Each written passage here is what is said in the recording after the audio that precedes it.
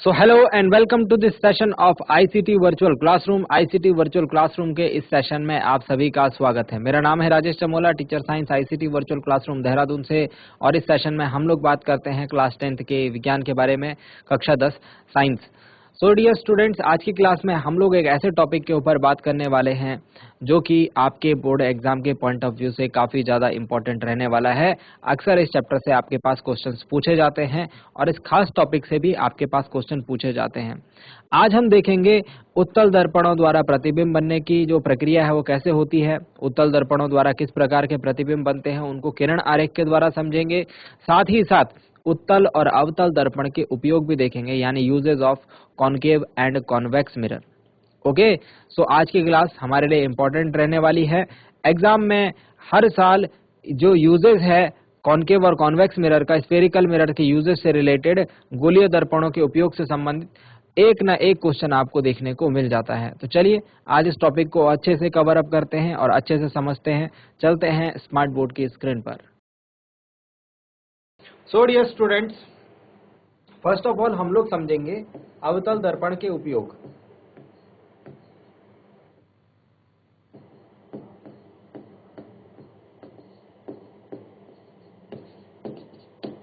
Usage of concave mirror, uses of concave mirror.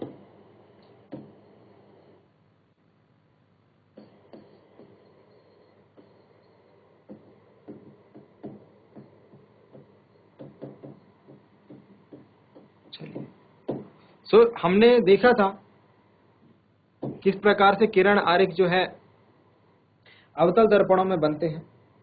Generally इसका जो use है हम लोग करते हैं, नंबर 1 यूज आपने देखा था किस प्रकार से, अगर अवतल दर्पण के, अगर ये अवतल दर्पण बनाता हूं आपके सामने, ठीक है, ये उसका पॉलिश्ड सरफेस है, ठीक है।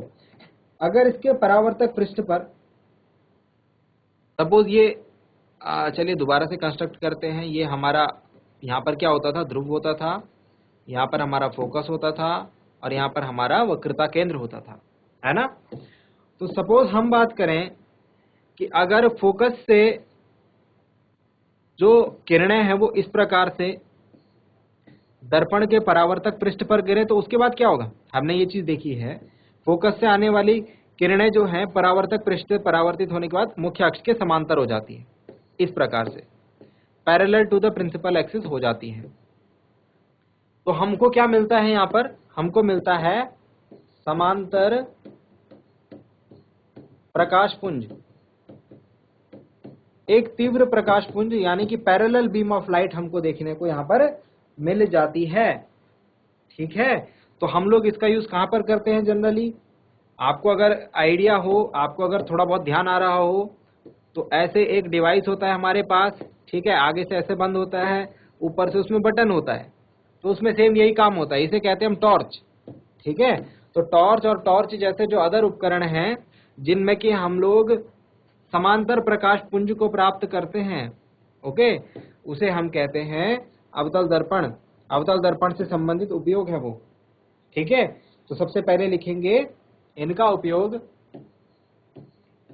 इनका उपयोग सामान्यतः, जनरली, इनका उपयोग सामान्यतः टॉर्च, सर्च लाइट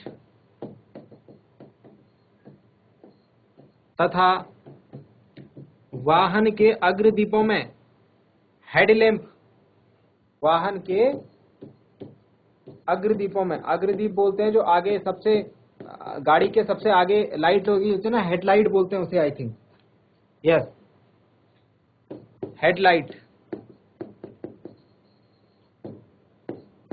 में। क्यों? क्योंकि इनमें हमको क्या चाहिए होता है भाई, पैरेलल बीम ऑफ लाइट, शक्तिशाली प्रकाश पुंज चाहिए होता है कि जिस तरफ मैं टॉर्च करूं उस तरफ सिर्फ वहां पर ही प्रकाश गिरे, है ना। ऐसा तो नहीं होता है कि टॉर्च आप ऐसे करते हैं, देखिए सपोज समझिए इस बात को, ठीक है, ये आपका टॉर्च है सपोज, और टॉर्च से आपने जो प्रकाश पुंज निकाला वो ऐसे फैल गया, ऐसे तो नहीं फैलता है ना, वो सिर्फ एक जगह पर जाकर के सीधे जाता है, ठीक है, एक जगह पर जाकर के गिरता है। तो हमको वैसा प्रकाश पुंज चाहिए, उसके लिए हम लोग क्या करते हैं, अवतल दर्पण का प्रयोग करते हैं टॉर्च में। क्यों करते हैं, किरण आरेख के द्वारा हमने इसको समझ भी लिया। इसके अलावा सेकंड पॉइंट, चेहरे का बड़ा प्रतिबिंब देखने के लिए, चेहरे का बड़ा प्रतिबिंब देखने के लिए कहां पर, जब शेविंग करते हैं, दाढ़ी बनाते हैं, तो उस वक्त चेहरे का बड़ा प्रतिबिंब देखने के लिए भी हम लोग अवतल दर्पण का प्रयोग करते हैं।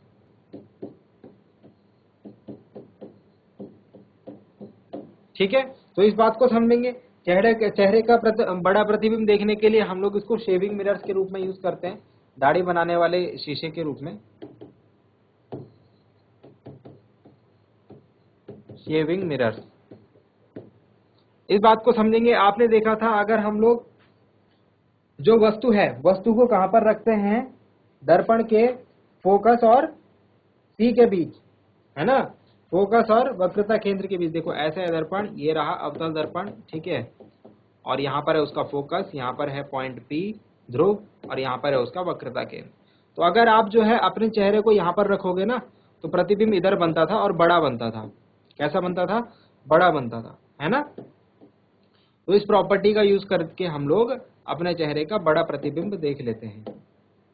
चलिए नेक्स्ट अगर बात करें और उपयोगों के बारे में बात करें अवतल दर्पण के, तो डेंटिस्ट इसका काफी ज्यादा यूज करते हैं, दंत विशेषज्ञ।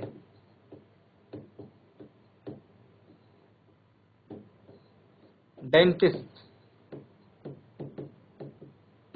द्वारा दांत, हमारा दांत कितना होता है भाई, छोटा सा होता है, मुंह के अंदर होता है ना, तो उसको अंदर तक उसका बड़ा इमेज देखने के लिए, ताकि क्लियरली पता चल सके कि दांत में प्रॉब्लम क्या है ना, तो दांत का बड़ा प्रतिबिंब देखने के लिए, दांत का बड़ा प्रतिबिंब देखने के लिए भी हम लोग क्या करते हैं, हम लोग यूज करते हैं अवतल दर्पण को, कॉनकेव मिरर। और एक लास्ट इसका जो यूज होता है, क्योंकि इसकी प्रॉपर्टी होती है, क्या प्रॉपर्टी हमने बात करी है कि इसमें अगर फोकस से होकर, अगर इसमें समांतर प्रकाश किरण पड़ेंगी, समांतर प्रकाश, मुख्य अक्ष के समांतर अगर आपतित होंगी प्रकाश किरणें, तो वो सारी की सारी जाकर कहां से गुजरेंगी, फोकस से होकर। तो इस जो प्रॉपर्टी है, इसका यूज हम लोग करते हैं सौर भट्टियों में, सौर भट्टियों में।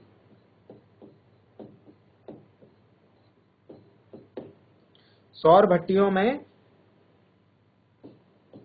सूर्य के प्रकाश को केंद्रित करने के लिए।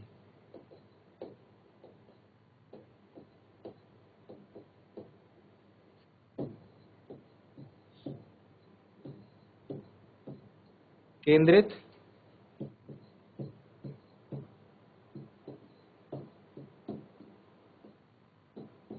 करने के लिए। ओके, सो ये है हमारे पास अवतल दर्पणों के कुछ उपयोग। ठीक है, आई होप आपको ये समझ में आए होंगे। यहाँ से काफी ज्यादा इंपॉर्टेंट क्वेश्चंस बनते हैं। देखो अगर इंपॉर्टेंट क्वेश्चंस की बात करें, इंपॉर्टेंट क्वेश्चन की बात करें, तो हमारे पास काफी ज्यादा इंपॉर्टेंट क्वेश्चन यहाँ से बन जाते हैं। ठीक है, जैसे कि कई बार ये क्वेश्चन आया हुआ है कि वाहनों में अग्रदीपों के रूप में कौन से दर्पण का प्रयोग किया जाता है। ठीक है, कई बार ये भी पूछ लिया जाता है कि दंत विशेषज्ञों द्वारा कौन से दर्पण का उपयोग किया जाता है। ठीक है, तो जरूरी नहीं है इस बार यही आए, कुछ और भी आ सकता है। चलिए अब उत्तल दर्पण के उपयोग देखने से पहले उत्तल दर्पणों द्वारा प्रतिबिंब जो बनता है उसको समझ लेते हैं। ठीक है, तो हमने देखा था कि अवतल दर्पण यानी कॉनकेव मिरर में आप लोगों को प्रॉब्लम आ रही थी। आपने कहा सर इसमें तो इतने सारे केसेस हैं, हमको कैसे याद होगी टेबल, है ना, टेबल याद नहीं हो पा रही थी। तो हमने टेबल याद करना भी आपको सिखाया और उसको समझाया भी, उसके पीछे का कॉन्सेप्ट की किस प्रकार से टेबल आपको बनानी है। अब उत्तल दर्पण में तो दो ही केस है ना, तो इसकी टेबल याद करने में कोई दिक्कत नहीं आएगी। प्रतिबिंब की प्रकृति दोनों ही केसेस में आभासी तथा सीधा है, तो उत्तल दर्पण हमेशा जो है आभासी प्रतिबिंब बनाता है और सीधा प्रतिबिंब बनाता है वस्तु का। ठीक है, और जो वस्तु का प्रतिबिंब होगा वो हमेशा वस्तु से छोटा ही होगा। देखो दोनों ही केस में क्या है, छोटा प्रतिबिंब बनना है, वस्तु के बराबर या वस्तु से बड़ा तो कभी बन ही नहीं रहा है। ठीक है, तो दो केसेस है हमारे पास वस्तु को रखने के, बिंब की दो स्थितियां हैं, उसके लिए दो स्थितियों पर प्रतिबिंब हमको बनता हुआ दिखेगा। चलिए इनको वन बाय वन समझते हैं और अभी आपको समझ में ये आ जाएगा। तो चलिए सबसे पहले फर्स्ट पॉइंट के ऊपर डिस्कस करते हैं। हमने वस्तु को कहां पर रखा है भाई? उत्तल दर्पण के ठीक सामने। उत्तल दर्पण के ठीक सामने कहां पर रखा है? उत्तल दर्पण के ठीक सामने अनंत पर रखा है। पहली पोजीशन क्या हो गई? अनंत हो गई। ठीक है, तो अनंत को यहां पर दिखाते हैं, आपको शो कराता हूं मैं कहां पर है अनंत। ये देखो, ये रहा वस्तु। वस्तु देखो अनंत पर इस प्रकार से रखी हुई। अनंत मतलब बहुत दूर, अनंत मतलब दर्पण से बहुत दूर। आप इसको समझिए कि दर्पण की जो फोकस दूरी है या फिर दर्पण की जो वक्रता त्रिज्या है ना, उसकी तुलना में अनंत जो होगी बहुत ज्यादा दूरी होगी। इस प्रकार से अनंत को डिफाइन करते हैं, है ना। मतलब कि अगर दर्पण की जो फोकस दूरी है वो 1 सेंटीमीटर है, तो ये वस्तु 100 मीटर की दूरी पर है। तो 100 मीटर की तुलना में 1 सेंटीमीटर क्या हो गया? अनंत हो गया, इन्फिनिटी हो गया। इस तरीके से इस बात को समझिए। अब ध्यान दीजिए, अनंत से अगर कोई प्रकाश किरण आपतित होती है उन दर्पण की पृष्ठ पर, तो वो समांतर आती है। हम लोग ऐसे लेते हैं उसको। तो ये समांतर प्रकाश किरण आई, कैसे आई? ये समांतर प्रकाश किरण आई, ये समांतर प्रकाश किरण आई, ठीक है, ये समांतर प्रकाश किरण आई और ये समांतर प्रकाश किरण आई। ठीक है। उत्तल दर्पण में क्या होगा? उत्तल दर्पण के लिए हमारे पास जो किरण आरेख है वो सीधा सीधा है। ठीक है, वो भी सिंपल है। किरण आरेख तो हमने समझ लिया है ना। ठीक है, अब देखो उत्तल दर्पण में हमने क्या पढ़ा था कि जब कोई किरण जो है आपतित होती है, कहां पर? कहां पर? उसके फोकस से हो, उस पर ऐसे आपतित हो समांतर, उसके पृष्ठ पर मुख्य अक्ष के समांतर आपतित हो, तो परावर्तन के पश्चात ऐसा लगता है कि वो फोकस से होकर जा रही है। तो फोकस कहां है भाई? फोकस पीछे है, तो ऐसे फोकस से होकर जाती हुई हमको दिखेगी। हमको कैसे पता चला ये फोकस से होकर जा रही है? क्योंकि जब ये इससे परावर्तित हुई और हमने इसको पीछे की डायरेक्शन में बढ़ाया, तो ये जो है फोकस पर जाकर मिली। तो हमने क्या कहा? हमने कहा परावर्तन के पश्चात ये ऐसे प्रतीत होती है कि ये फोकस से होकर गुजर रही है। देखो ये वाली किरण भी देखो ऐसे गुजर रही है। इसको हमने पीछे की डायरेक्शन में बढ़ा के देखा, अपोजिट डायरेक्शन में, तो ये कहां पर मिलती हुई दिखी मुझे? फोकस पर। ऐसे ही ये बीच वाली किरण भी देखो, बीच वाली किरण भी देखिए, ये यहां पर आई थी और ये ऐसे सीधी चली गई वापस, ऐसे सीधी जो है वापस चली गई। ठीक है, अगर मैं इसको भी अपोजिट डायरेक्शन में बढ़ाऊंगा तो ये भी मुझे कहां पर मिलती हुई प्रतीत होगी? फोकस पर। आई बात समझ में? तो तीनों किरणें जो हैं, हमने समांतर प्रकाश किरणें देखी जो अनंत पर कोई वस्तु है उससे आती हुई, और परावर्तन के पश्चात वो सभी कहां पर मिल रही है? फोकस पर। यानी कि प्रतिबिंब कहां पर बन रहा है? मैंने बोला था जहां पर परावर्तित किरणें प्रतिच्छेद करेंगी। अब इस डायरेक्शन में तो ये प्रतिच्छेद नहीं करेंगी, तो अपोजिट डायरेक्शन में बढ़ाया तो यहां पर प्रतिच्छेद कर रही है। कहां पर है ये प्रतिच्छेद कर रही? ये प्रतिच्छेद कर रही है फोकस पर। तो यानी कि हमारा जो प्रतिबिंब बनेगा वो बनेगा फोकस पर। ये यहां पर बनेगा हमारा प्रतिबिंब। तो देखो वस्तु हमने रखी अनंत पर, बिंब की स्थिति है अनंत, और प्रतिबिंब कहां पर न बना? फोकस एफ पर। और फोकस एफ कहां होता है भाई? दर्पण के पीछे होता है उत्तल दर्पण में, ये बात हम सभी जानते हैं। ठीक है, तो दर्पण के पीछे बना। देखो वस्तु है इतनी बड़ी और प्रतिबिंब देखो इतना सा बन रहा है, देखो छोटा सा बिंदु सा। तो बिंदु के साइज का प्रतिबिंब बनेगा, मतलब कि बहुत ही ज्यादा छोटा, अत्यधिक छोटा। और मैंने आपको बताई है अगर दर्पण के पीछे कभी भी प्रतिबिंब बनेगा तो वो आभासी होगा, एवं उत्तल दर्पण के केस में सीधा प्रतिबिंब हमको बनता हुआ दिखाई देगा। तो पहली वाली टेबल याद हो गई, इसका रे डायग्राम याद हो गया। ठीक है, अब नेक्स्ट टेबल की बात करते हैं। अब नेक्स्ट टेबल की बात करते हैं। तो दूसरे केस में हमने वस्तु को कहां रखा?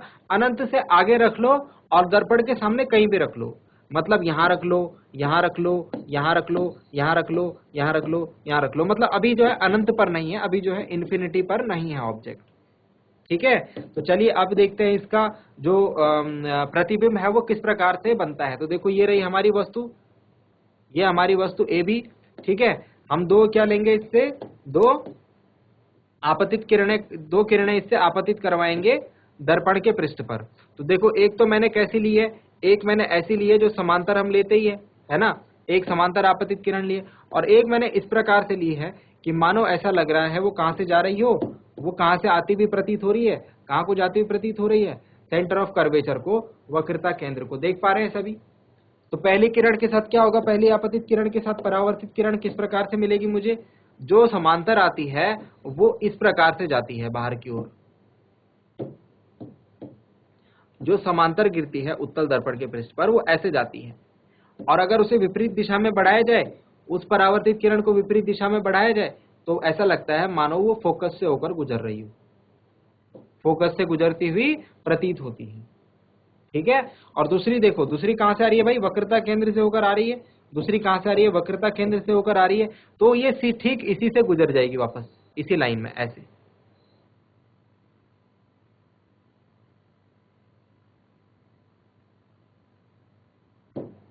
ठीक है। और अगर इसे अपोजिट डायरेक्शन में बढ़ाया जाए, अपोजिट डायरेक्शन में बढ़ाया जाए, तो ये ऐसे लगेगा मानो सी से होकर जा रही है। अब ध्यान से देखो, अब जरा ध्यान से देखें इसे, ये दोनों के दोनों पॉइंट्स कहां पर मिल रहे हैं, देखो यहां पर मिल रहे हैं, दिख रहा होगा आपको, यहां पर मिल रहे हैं। देखो प्रतिच्छेद बिंदु ये रहा है ना, मतलब कि वस्तु की जो प्रतिबिंब बनेगा वो यहां पर बनेगा।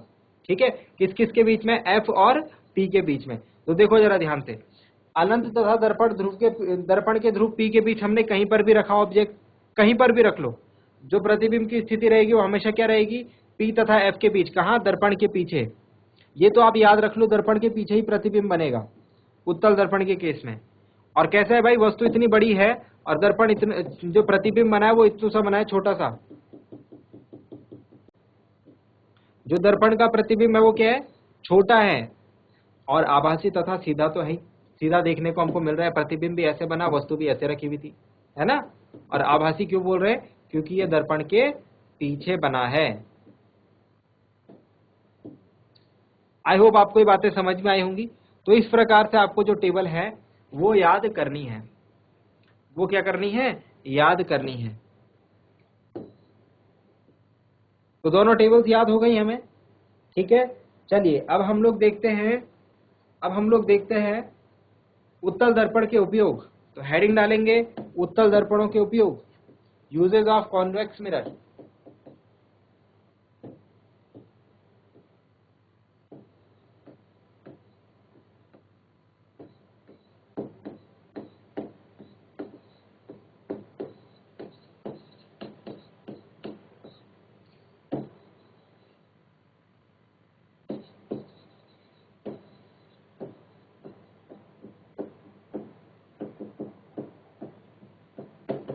Usage of convex mirror. तो यूजेज ऑफ कॉन्वेक्स मिरर में हम लोग पढ़ने वाले हैं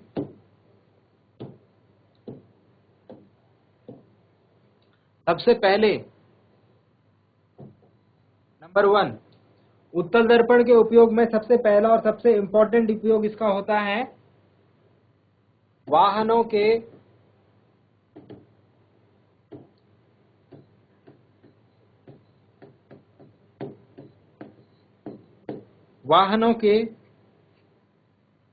पश्च दृश्य दर्पणों के रूप में।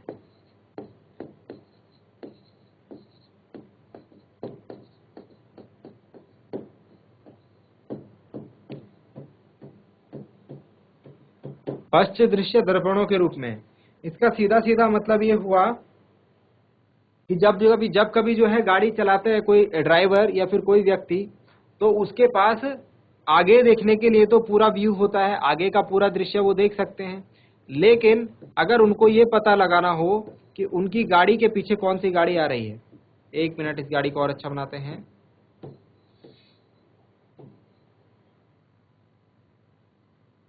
चलिए, सो सपोज इस प्रकार से अगर कोई व्यक्ति जो है गाड़ी चला रहा है, ठीक है, और ये वो आगे की साइड, उसका ये आगे की साइड देखने के लिए उसके पास पूरा व्यू रहता है।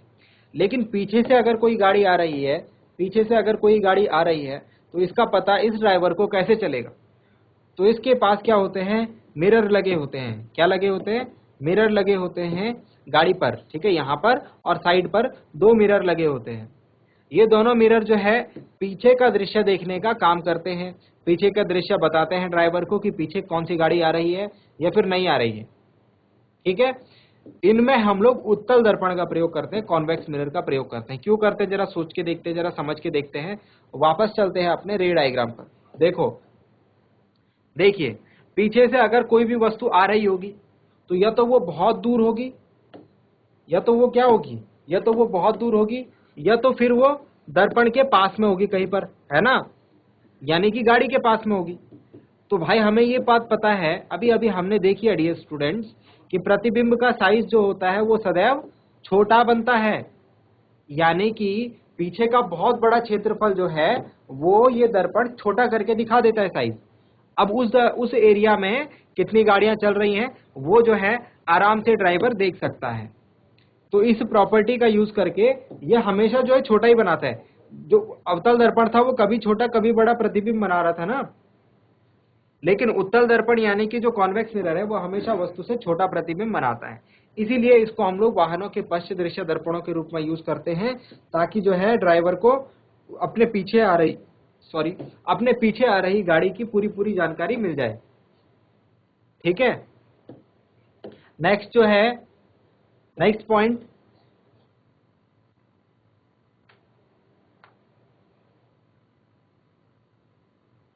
ये है, हाँ, इसमें आप लोग अगर आपसे पूछ लिया जाए क्यों करते हैं, क्योंकि ये क्वेश्चन बहुत बार आ चुका है एग्जाम में, ठीक है, क्यों अब की बार ये भी आ सकता है कि क्यों करते हैं, आपसे पूछ लिया जाए बताओ क्यों करते हैं, तो कारण लिख लीजिए इसमें क्या कारण है। नंबर वन सदैव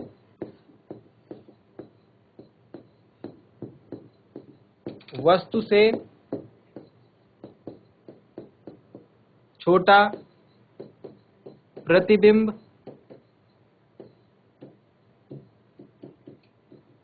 बनाते हैं, जिस कारण या फिर जिससे ड्राइवर को गाड़ी के पीछे के क्षेत्र की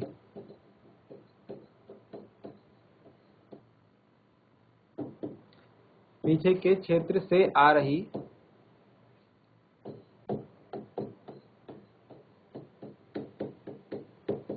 गाड़ियों की जानकारी हो जाती है।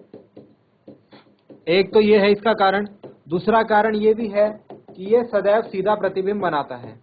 ये सदैव कैसा प्रतिबिंब बनाता है, हमने देखा था आभासी तथा सीधा प्रतिबिंब बनाता है। तो एक कारण ये भी है कि ये हमको सीधा ही दिखाएगा जो भी दिखाएगा, है ना। तो सदैव सीधा प्रतिबिंब बनाता है उत्तल दर्पण, इसीलिए हम लोग इसका यूज करते हैं पश्च दृश्य दर्पण के रूप में। समझ में आ गया? ठीक है, बहुत इंपॉर्टेंट है, याद रखना इस बात को। नेक्स्ट जो है, हाँ, दृष्टि क्षेत्र भी बड़ा हो जाता है इसके साथ, है ना, तो बड़ा दृष्टि क्षेत्र दिखा देता है। तो ये सारी चीजें इसके कारण में आप लिख सकते हैं। ठीक है, मैं सारी चीजें नहीं लिख रहा हूँ, बस हमने इसको आपको एक्सप्लेन कर दिया है। बाकी और जगह अगर बात करें हम लोग कहाँ कहाँ यूज कर सकते हैं उत्तल दर्पण को, कहाँ कहाँ हमने इनके उपयोग देखे हैं, तो आप जैसे कहीं जाते हैं गाड़ी चलाते हुए, है ना, गाड़ी चलाते हुए हम लोग देखते हैं कि जो मोड़ होते हैं, है ना, जो तीक्ष्ण मोड़ होते हैं, वहां पर हम लोग क्या करते हैं, वहां पर हमने उत्तल दर्पण को लगा हुआ देखा है ना। जो मोड़ होते हैं वो कुछ इस प्रकार से होते हैं।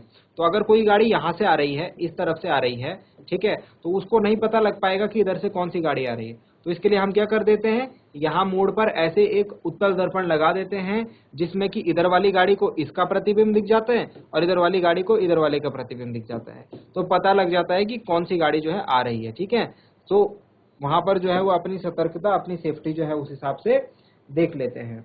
इसके अलावा जो है, अगर आपको कभी मौका लगे आगरा जाने का और आगरा में जाकर के ताजमहल देखने का, तो ताजमहल के ठीक सामने आपको देखने को मिलेगा, ताजमहल